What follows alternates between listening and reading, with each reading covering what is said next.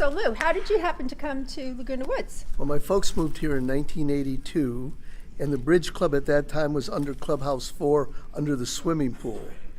Heard about that. It became a problem. And in 1992, after my folks passed away, I moved into their place. I've been playing duplicate bridge for 62 years, and I started with the original 4-card Major Gorin system. And I am competitive. Most people who play bridge are competitive. There are different ranks and different levels that players try to achieve. Our room here we have about 600 members. We have about 200 or so that appear every day and play. We have games afternoon and some evenings and on Sunday. And duplicate bridge is a game that is competitive. You and your partner are trying to do better than everybody else in the room. We have players here, we have classes for people who just begin and want to learn how to play, to one of the players that comes into this room who's not a resident but lives locally, who has the greatest number of master points in the United States for his age, 50,000 master points. And the average player, Do you have? I've got over about 3,000. I have 340. Most players try to achieve what they call becoming a life master, which is a certain requirement in points. You play in local tournaments, and to get higher ratings, you have to play in tournaments they have all over the United States. This club was helped institute something that's called the Longest Day, which because of what we started here, the entire United States and North America, 1 or 2 days a year, all the donations from all the proceeds from the clubs is given to the Alzheimer's groups. And That was Herb Schwartz, wasn't it? That was Herb Schwartz, Gail Schneider, and I happen to be the third person who started that. And you worked We with started the legislature, is that not correct? No, Herb worked with the legislature with that. But we actually started something. We invited UCI Mind to come down and give a lecture for 300 people. It caught on. Herb contacted American Contract Bridge League, and now the whole North America takes part in it, doing a lot. The doctors have mentioned that bridge is one of the mind games that helps you. You can't stop the dementia, which is Alzheimer's, Parkinson's, etc., but it helps offset it by playing this game and other type of games that utilize memory. One of the things about bridge that I totally enjoy is that it's so social. So I can be playing against Lou, but not really, because Lou is a mentor as opposed to an opponent. But I can be playing against an opponent and do my very best to try to clobber them. And then you go out for drinks, and it's a good, get your competitive needs taken care of, but it doesn't ruin friendships. It is very competitive, and at a club like this, you have the ability to play against players of your own level, higher level, and as I say, people really, it's a dog eat dog while you're playing, and then as she mentioned, we go out, have dinner or whatever, often discuss hands. Bridge players also have a habit, only the thing they like to talk about is bridge at times. But we have people here in the club. One of the players, as an example, Dick Leach, was world's champion in doubles in tennis, number 5 in the United States in tennis. And we have people here with all types of backgrounds. So it's really a diverse group. It's actually interesting. I come from a restaurant background where numbers is a part of it, but it's mostly an aesthetic, frenetic world. But a good number of our players were physicists and accountants and math teachers and teachers of all sorts. And they do better than I do. But that doesn't keep me from loving it. Since everybody plays the same cards, there's no luck to it. In regular bridge at home, you'd shuffle, deal, play, and if you don't get any cards, you're just stuck. Here, no matter what you have as a player, everybody else will play exactly the same cards and do better or worse. They like to think it's skill, but let me tell you, there are days when the cards sing to you. Is that not correct? Yeah. This is Raquel Unger, and Raquel is a friend of mine. And I play with her for fun and sometimes for profit, but mostly because we are trying really hard to get on this board. This is, if there is an honor roll, this is the bridge honor roll. And Raquel has gold points, which she won't let me have. They're the most coveted points in the bridge world. She has, About 15, 16. I have about 5. Gold points are, I guess, like diamond rings in the bridge world, and I don't have enough. She would really prefer emerald. No, so anyway, I am a NABC Master, which, as you can see, is 200 points.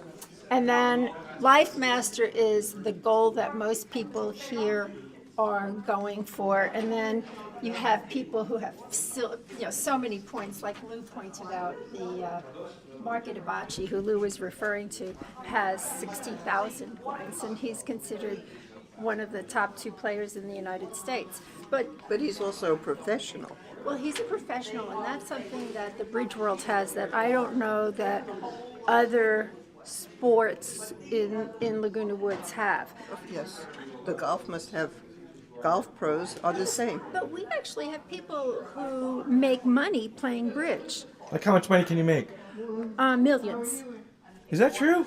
Yes, but most of the time they make 100,000 a game or something like that. Well, it's like the poker. It's like poker, only we prefer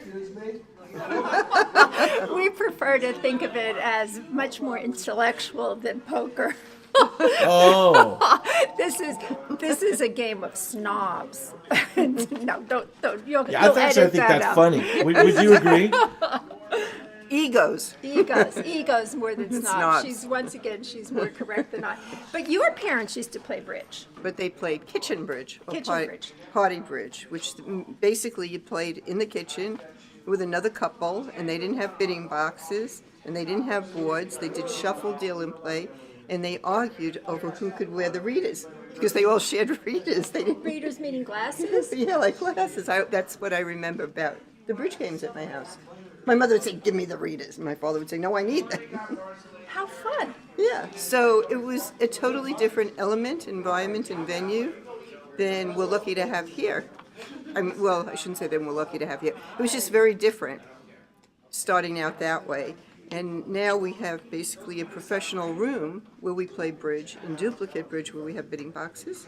We have bridge mates that keep scores for us on each game, and they go to the central computer.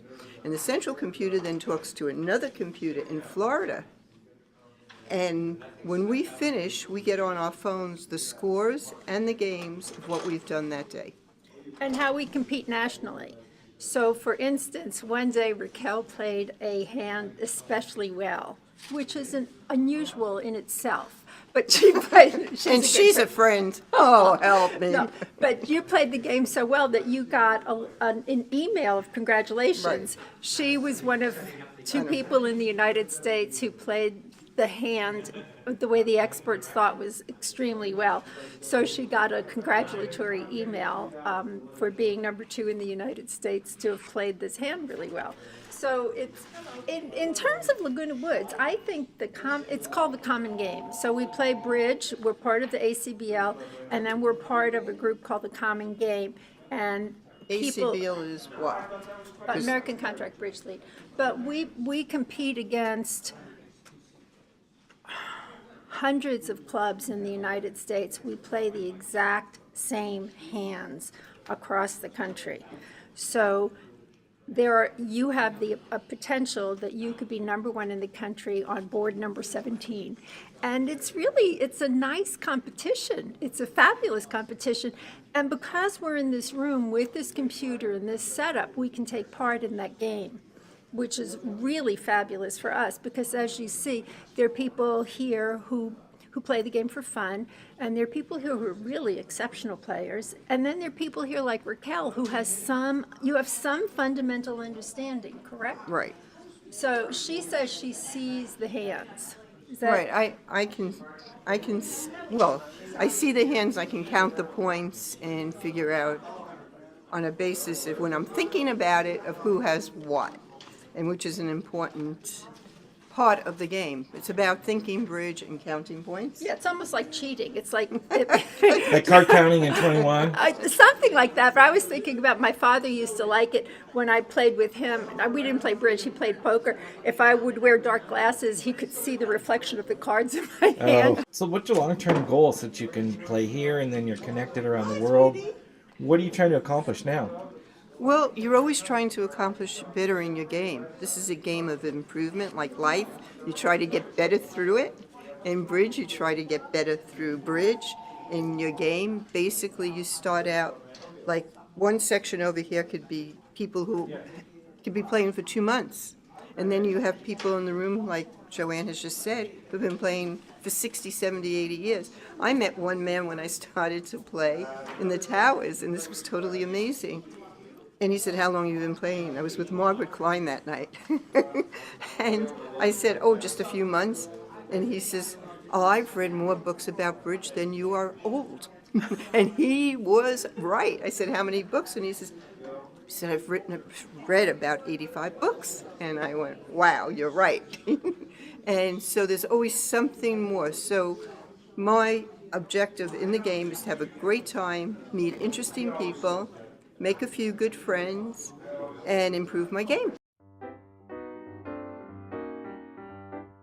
Liz is a big volunteer at the club. She does a lot of very good things for the club, and with 600 members, things don't just happen. Although we have certain paid positions, most of the everyday stuff is done by a group of volunteers. And Rose, you are the coffee queen? I'm the coffee queen. She's the coffee queen of the Bridge Club, and I should show you the urns, but they're large enough to bathe a small dog in. So there's a lot of coffee that gets drunk here every day. And how long have you been playing? I've been playing since '06, So do the math for us, honey. 10 years, right? Right? And how did you learn? I learned from George Tilson, who is an excellent bridge player. And he rescued me after my husband passed. And he said, you need an activity. And he found me an activity, and I am eternally grateful for it. And you're a nice addition to the club. Of course.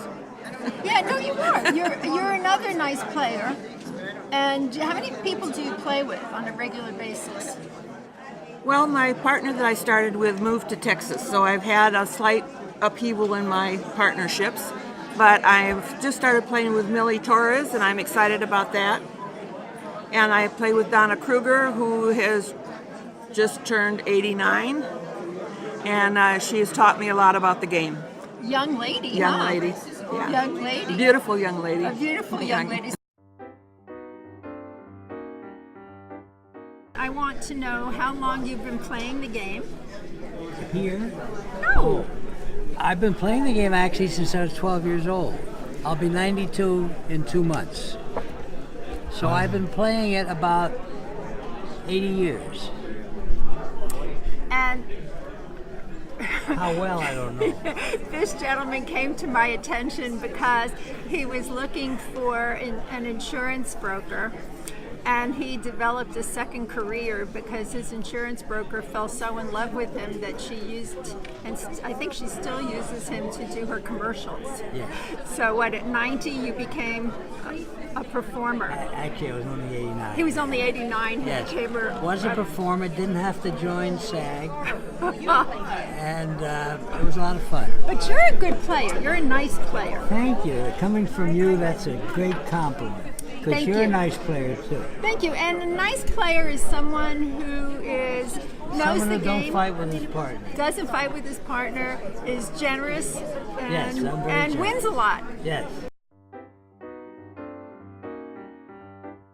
So this is Sybil Barzilay, who is the grand dame of Goodwood's Bridge. Is that a fair explanation? Well, it's a very flattering one, and But I it's accept true. it. So Sybil is, among other things, an excellent bridge player, I do, thank you. a fabulous teacher, And you won an award from the ACBL for a Teacher of the Year.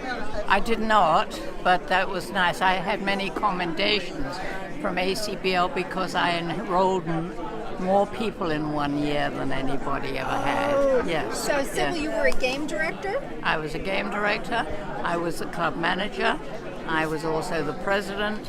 And I was a jack of all trades and treasurer. Okay. Other than that, I play bridge. We've been asking people how many master points they have. I have 5,100.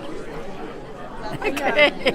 She's good. And about, That was my ambition because I turned 90 this year, but I became a Diamond Life Master, which there are very few of in this club. Okay. so You want to be a Diamond Life Master? only like if to I be live to live. 150. Sybil, All how right. long were you playing? Have you been playing bridge? Probably 50 years at least. So, Yes. for someone like me, how do I get 50,000 points or 5,000? Perseverance all the time. Make it a lifetime study, that's all. Well, one of the things that is happening in ACBL is you don't do this, but if I wanted, I am permitted to hire Sybil to carry me over the hump. You could be my Sherpa. I can be her mentor. However, one of the things I'm very proud of is I never paid anybody to play with them, and I've never charged anybody to play with me. And she's And another. that is something yes. that I would never do. Well, you're one of the when I talk about the generosity of the better players, Sybil has been extremely generous, and she has even invited me to play with her. How long have you been playing bridge? I learned how to play bridge in the 8th grade, shortly after the invention of fire. Did you really learn in the 8th grade? Yes, I did. And My mother and father had a good friend who was a great bridge player, and so we would get all of my junior high friends over to our house, and she taught us all how to play bridge. did you play in high school and college? I don't remember playing much in high school, but college all the time. There was always at least one game going in the sorority house and another one at the student union, and you just dropped in whenever you could and dropped out when you had college? to. Oklahoma State University. You're Go an Cowboys! Are you an Okie? An Okie? I'm from Oklahoma. Oh, that's good. Anne plays with one of the, do I call them an heirs of the bridge hierarchy? Bridge royalty. Bridge royalty. And Niece-in-law, niece-in-law of, Alfred Scheinwald. and Alfred Scheinwald is one of in the pantheon of bridge gods, he's up on the first level. He's on the first level, I guess. I don't know that much. Oh, he's pretty important. And I do know that he apparently headed the American team for a long time and wrote a very popular syndicated column about bridge. And he was a native of England, and during World War II he went back to England to work at Bletchley Park on breaking the Nazi code. did he? Yes. Oh. Well, So you should be interviewing Marcy, actually, but no, but you're much more fun because you're a therapist. that is true. So she may be one of the few non-math people who gets great pleasure out of this game. I am numerically challenged. You know, I enjoy bridge. I swore I would never play duplicate, and here I am the last 3 or 4 years doing just that. It gets me out of the house, it gets me around nice people, and like the rest of us here, I am trying to keep what's left of my brain going. So I understand it's a game, and I enjoy it, and if it stops being fun, I'll stop. This lady is Maria Glasgow, and I know Maria, who is an alien from Irvine. She lives in Irvine, and play here. And I play here about 5-6 times a week. I like this club. And why do you play bridge? I love bridge. I learned bridge in 1956, but I only played socially, not duplicate, until and only a few times a year, social bridge. And in the past 4 or 5 years, I started learning duplicate bridge. What brought you here? What brought you to bridge? What brought you to the duplicate or the regular bridge? Well, duplicate. To the duplicate because when I retired from work, I started playing more bridge, but everybody was playing in duplicate bridge clubs, and I didn't really know the duplicate rules, so that's when I started taking lessons and joined the ACBL. And you're a really good player. She's a I- very good player. I would not say that, but I would. yeah, You're a I really good try. player. I try to. And you think bridge. I have been playing for many, many years, but How long? only since 1956. Okay. So And that's about 60 years. Right? 60. That's Wow. 40, Getting 50. close. That's about 60 years, but only a few times a year, socially at that time. did you learn in the States or did you learn? No, back in Hungary. I learned back in Hungary. So the rules are pretty much the same. It is the same. It's international rules, but social bridge, what we learned back then, is very different, and the scoring is very different from the duplicate bridge. And how was the transition? It's a little difficult, but you just have to learn the rules. You've been playing bridge for how long? I've been playing bridge probably for 30 years. 30 years? Yeah. Girl, you started at 5. But I did. I started out playing party bridge and ended up playing duplicate, and I would never go back to party bridge because this is a lot more challenging. That's what everyone talks about is the challenge. It's the challenge and the people. The people at Laguna Woods are wonderful to play against and with. It's just an enjoyable place to play. I love it down here. But you became a game director too. Oh, I work 2 days a week as game director down here. I enjoy every minute of it. I love the people. Most of them are extremely nice. It's just a great place to play. But you have a temper. I do have a temper. So it's really good when the game director gets her temper going and you get quiet all of a sudden. Fight with Jeannie because she's in charge and she could throw you out. What's that like? It's zero tolerance, and I tell them that. We have a zero tolerance club, and I won't tolerate anything that's not pleasant for everyone around them. How long have you been playing? About 50 years. 50 years? Yes. Wow. And how many points do you have? I have 4,300 points. That's a lot, right? Yeah. I just told you I have 340. What do Yeah. you think? Wow. And do you have a lot of regular partners? Yes, I do. How often do you play? A lot of different partners, about 4 times a week. And do you play the same game or do you have to adjust your game? Different cards for different partners. We come from all around the world, it's pretty much. And as you heard, Maria comes from Hungary, and we have people from China and people from India playing here. And you learn not the different game, but you learn what we call different conventions, and you have a different style.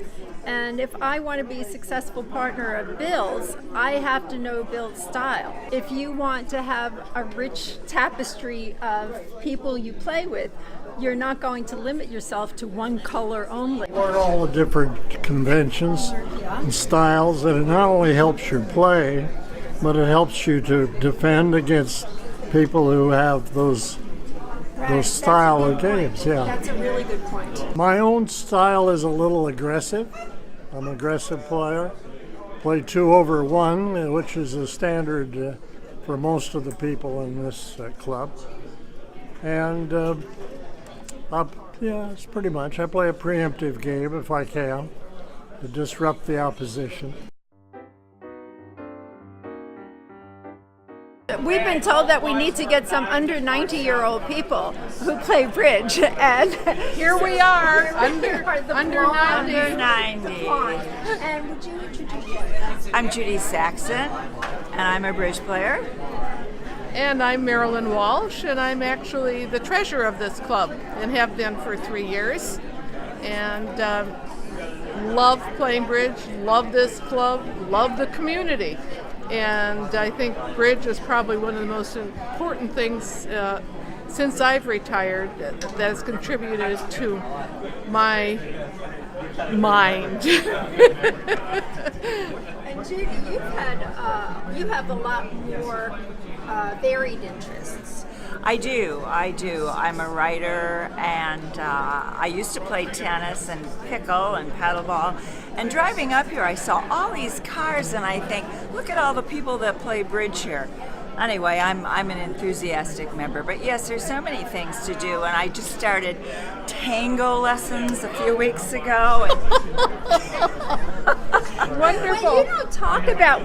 Judy also helps produce a significant show. Yes, I co-host a show with Charlie Redner called The Right Now Show, and we interview people in the arts, a lot of authors, a lot of talent in this community, and we interview some people that are off the reservation too. So one of the things that I like about bridge is it's a 3 or 4 hour commitment, sort of in the afternoon. So when you are busy in the morning and busy in the evening, you can always squeeze in a game of bridge. And it's obviously, from the people you've met, there's some fabulously interesting people. Thank you. And I love the socialization too, just coming here and talking to people and seeing what's going on in their lives. Actually, to me, that's a good point, because I know that you live in Third. Yes. You live in United. A lot of the people we spoke with are living in the towers, and it expands our community for us. It really does. You know about things that are happening in the different worlds. It's also a surprise to play here and find so many men. Yes. In a female-dominated community. I mean, there's all kinds of interesting people, but there is a surprising number of male players. It's just about time for the game to start. As you'll see, pretty much everyone is seated at their tables, north, south, east, west, with their partners. They're not yet handing out the boards, and when the boards get handed out, the director will say it's time to play, and the play commences. And people now pretty much understand when to move and when to sit. But the open players play 24 boards and 6.5 minutes a board with 2 breaks.